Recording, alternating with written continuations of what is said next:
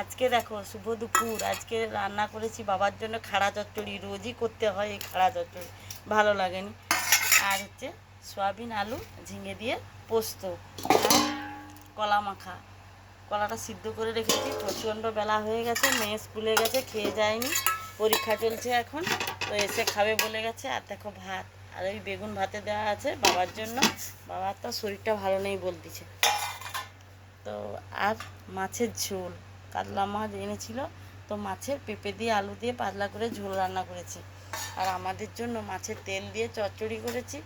আর এটা এটা হচ্ছে আমরা বলি টুম্পা ইলিশ, আবার কেউ কেউ বলে খোকা ইলিশ। তো খোকা ইলিশ এনেছিল, তার টক করেছি।